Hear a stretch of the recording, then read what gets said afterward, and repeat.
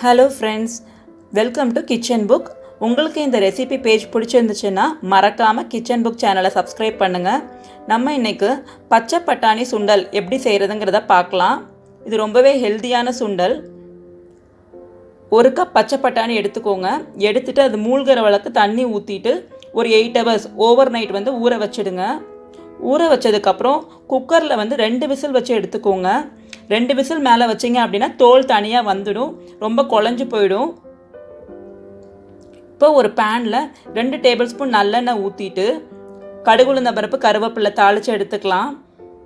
நல்லெண்ணெய் ஊற்றுனீங்கன்னா உங்களுக்கு சுண்டல் நல்ல வாசனையாக இருக்கும்.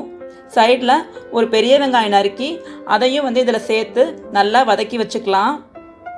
இப்போ ஒரு பெரிய கேரட்டை தோல் சீவி அதையும் இதில் ஆட் பண்ணியிருக்கேன். கேரட் நல்லா வதக்கிடலாம். கேரட் வதங்கிட்டு இருக்கும்போதே நம்ம சைடில் ஒரு மசாலா பேஸ்ட் ரெடி பண்ணிடலாம்.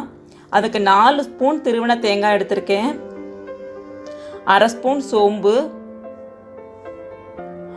1 ஸ்பூன் மிளகாய்த்தூள், 1/4 ஸ்பூன் மஞ்சள் தூள். இது எல்லாத்தையுமே ஒரு மிக்சி ஜாரில் ட்ரான்ஸ்ஃபர் பண்ணிக்கோங்க. ட்ரான்ஸ்ஃபர் பண்ணிவிட்டு 2 டேபிள் ஸ்பூன் தண்ணி ஊற்றி கொஞ்சம் கொரன்னு அரைச்சிக்கோங்க. பேஸ்ட் பாருங்கள், மையாக அரைக்கக்கூடாது, கொரன்னு அரைச்சிக்கோங்க. இப்போ அந்த மசாலா பேஸ்ட்டை கேரட் வதங்கினதுக்கப்புறம் ஆட் பண்ணி நல்லா ஒரு 5 மினிட்ஸ் பச்சை வாசனை போகிற வரைக்கும் வதக்கிக்கலாம். நம்மளோட மசாலா பேஸ்ட் நல்லா வதங்கிடுச்சு.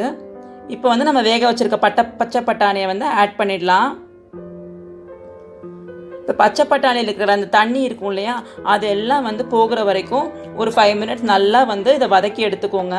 இது எங்கள் பாட்டி செய்கிற சுண்டல் ரொம்பவே டேஸ்டியாக இருக்கும். தேவையான அளவு உப்பு ஆட் பண்ணிக்கோங்க.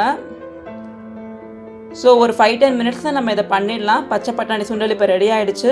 இதை பசங்களுக்கு நீங்கள் ஸ்நாக்ஸாக கொடுத்தீங்கன்னா அவங்க விரும்பி சாப்பிடுவாங்க. ஸோ ட்ரை பண்ணி பாருங்கள். தேங்க்ஸ் ஃபார் வாட்சிங். Stay connected with kitchen book.